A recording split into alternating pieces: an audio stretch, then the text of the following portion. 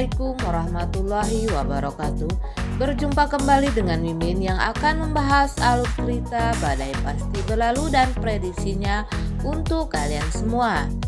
Namun Mimin sangat berharap agar tonton video ini sampai habis supaya tidak terjadi kesalahpahaman. Di episode kali ini semakin seru dan menegangkan serta menarik untuk kita saksikan. Helmi yang menyuruh Siska agar menjauhi Chris dan memperingatkan Siska bahwa Chris itu adalah orang jahat kini benar-benar membuktikan ucapannya kepada Siska. Helmi membongkar kejahatan Chris di hadapan Siska. Dan Helmi yang mencari tahu siapa istri Chris kini sudah tahu kalau istri Chris adalah Tiara dan Bonnie adalah anak Chris bersama Tiara. Chris ternyata benar dugaan Helmi selama ini. Chris bukanlah orang baik. Kebaikan Chris memang ada maunya terhadap Siska. Chris menginginkan Siska kembali lagi kepadanya. Hal ini dibuktikan ketika Chris memaksa Johnny agar membantunya menceraikan Siska dari Leo.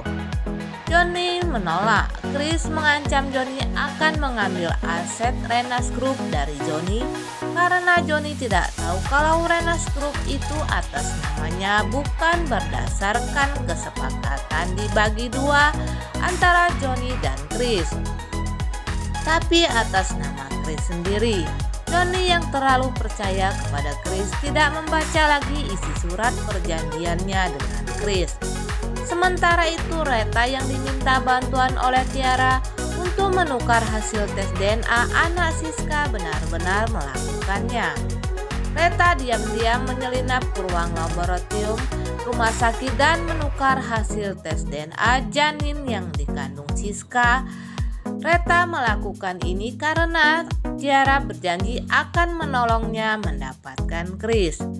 Namun cerita ini adalah prediksi Mimin semata ya guys. Berita ini Mimin dapatkan dari hasil Mimin himpun menurut pengamatan Mimin yang kebenarannya belum dapat kita pastikan. Namun cerita ini menurut pengamatan Mimin, di mana pada episode lalu diceritakan Helmi nelpon Johnny untuk minta keterangan mengenai Chris. Tapi Johnny yang tidak suka kepada Helmi menolak permintaan Helmi. Yang pada saat itu Johnny sedang bersama Dr. Cory. Dr. Cory yang mendengar pembicaraan Helmi dan Chris ternyata masih menaruh cinta kepada Helmi. Diam-diam Dr. Cory menelpon Helmi dan menawarkan jasa baiknya dengan harapan mendapat simpati dari Helmi. Dr. Cory menoreh keterangan dari Johnny tentang Chris yang Johnny tidak menyadarinya.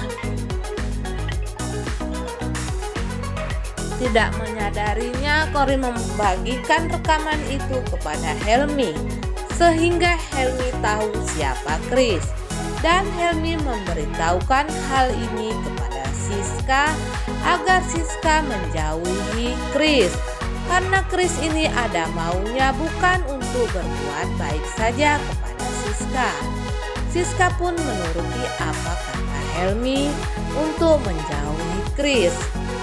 Sementara itu Pak Diki yang membuka usaha baru menyuruh anak buahnya agar membujuk karyawan Renas Group untuk pindah ke tempatnya yang baru.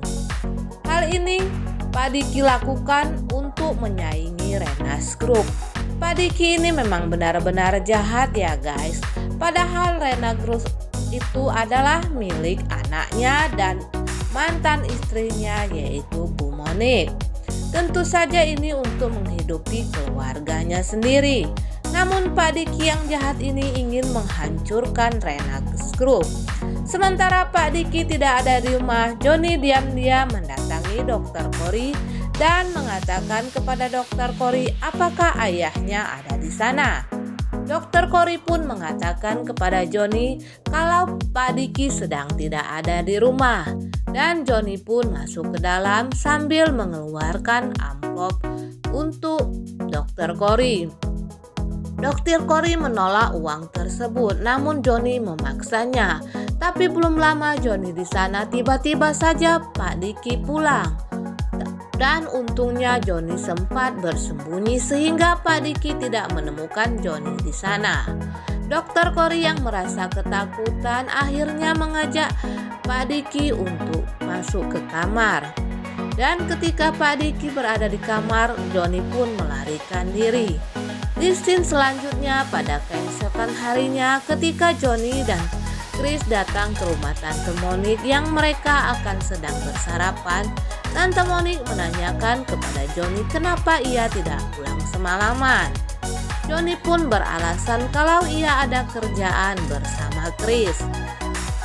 Namun Tante Monique merasa curiga dengan Johnny ini. Johnny yang tidak mau ditanya lama-lama meninggalkan mereka ke kamarnya dan mencari istrinya yang ternyata Maureen sedang tidak ada. Maureen rupanya pulang ke Sukabumi karena mendengar kabar ibunya sakit keras.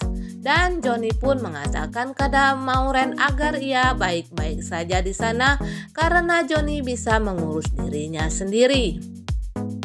Dan di scene selanjutnya, ketika Siska sudah selesai makan, Chris yang berada di rumah Tante Monique menawarkan untuk mengantar Siska pergi mengajar. Namun Siska menolak kebaikan Chris ini. Siska lebih baik berjalan sendiri daripada diantar oleh Chris. Siska akhirnya menyetop ojek, namun Chris menghalangi Siska untuk menaiki ojek tersebut. Tapi yang namanya juga Siska, dia keras hati, dia menolak kebaikan Chris. Dan Siska juga sudah tahu diperingati oleh Helmi agar tidak terlalu dekat kepada Chris. Siska tahu kalau Chris ingin kembali kepadanya dan merayunya lagi. Namun hal inilah yang membuat Siska ingin menjauh dari Chris. Dan akhirnya Siska pun meninggalkan Chris sendiri di dekat mobilnya. Siska naik ojek dan pergi ke tempatnya bekerja. Nah guys, Mimin kira sampai di sini dulu. Untuk kalian yang baru menemukan channel ini, jangan lupa dukung channel ini dengan tekan tombol subscribe dan aktifkan lonceng notifikasinya agar kalian tidak ketinggalan info-info terbaru dari Mimin. Mimin akhiri, wassalamualaikum warahmatullahi wabarakatuh.